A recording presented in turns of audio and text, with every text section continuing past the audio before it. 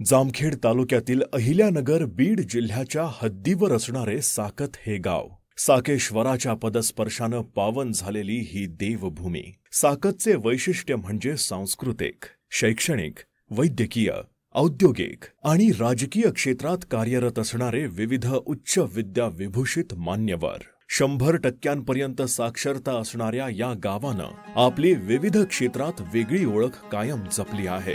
याच गावानं सरपंच स्वर्गीय हनुमंत पाटील यांच्या जडणघडणीत मोठे योगदान दिले आणि त्यांनीही गावाच्या सेवेकरिता सबंध आयुष्य वाहिले। दिनांक 5 मे 1978 रोजी हनुमंत पाटील यांचा जन्म साहेबराव पाटील व कौशल्या पाटील या दाम्पत्याच्या पोटी झाला। साहेबराव पाटील उर्फ दादा प्रभू रामचंद्रांचे भक्त असल्यानं आपला मुलगा प्रभू श्री रामाचा सेवक असावा म्हणून मुलाचे आस्थेनं त्यांनी हनुमंत असे नामकरण केले। पुढे जाऊन गाव पंचक्रोशीत ते हंबू पाटील म्हणून प्रसिद्ध झाले। लहानपणापासूनच त्यांच्यात नेतृत्व गुण होते, म्हणून की काय सतत नेतृत्व करण्याची संधी त्यांना मिळाली। हनुमंत पाटील यांचे मित्र आणि सहकार्यांचे जाळे शाळेत असताना पासूनच होते।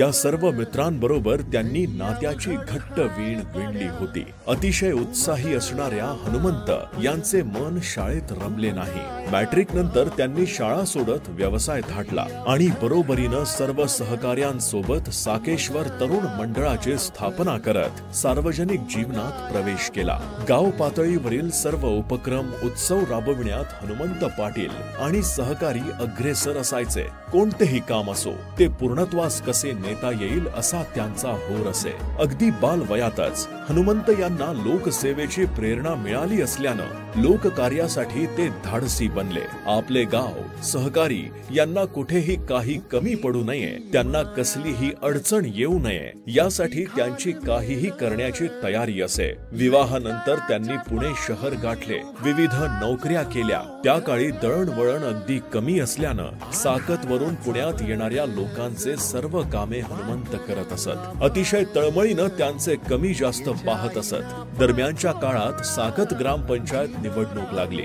तरुण सहकार्यांनी त्यांना उभे राहण्यासाठी प्रोत्साहन दिले, परंतु कोणत्याही पार्टीनं त्यांना उमेदवारी दिली नाही। शेवटी त्यांनी बंड करत अपक्ष निवडणूक लढवत विस्मयकारक विजय मिळवला आणि नाट्यमय घडामोडीनंतर सरपंच झाले। तदनंतर आजतागायत त्यांनी साकत ग्रामपंचायतवर वर्चस्व कायम राखले। कालांतरानं त्यांच्या संसारावर ऋषिकेश व अभिषेक या पुत्र रूपानं वेली उमलल्या। दोघेही वडिलांना सार्वजनिक जीवनात मदत करू लागले। हा सर्व व्याप असताना त्यांनी शारीरिकरित्या स्वतःकडे दुर्लक्ष केले आणि अगदी संक्रांतीच्या दिवशीच त्यांचे देहावसान झाले। साकत गाव, जामखेड तालुका कोणत्या नेतृत्वाला कायमचा मुकला। ज्या प्रकारे राजकीय जीवनात खळबळ उडवून देणारे डावपेच त्यांनी टाकले, अगदी तशीच नकळतपणे अकाली एक्झिट देखील घेतली। मुलगा ऋषिकेश याचा विवाह सोहळा त्यांना अनुभवता आला नाही। पाटील कुटुंबावर दुःखाचा डोंगर कोसळला। या दुःखद प्रसंगानंतर आजचा विवाह सोहळा सुख दुःख मिश्रणानं पार पडत आहे। चिरंजीव ऋषिकेश आपल्या वडिलांप्रमाणेच सार्वजनिक आणि कौटुंबिक पातळीवर यशस्वी होईल अशा शुभेच्छा आपणा सर्वांद्वारे या निमित्तानं आम्ही देत आहोत। पाटील कुटुंबीय व दिवटे कुटुंबीय यांना खूप खूप शुभेच्छा। संकलन आणि शुभेच्छुक स्वर्गीय हनुमंत पाटील प्रतिष्ठान, साकत।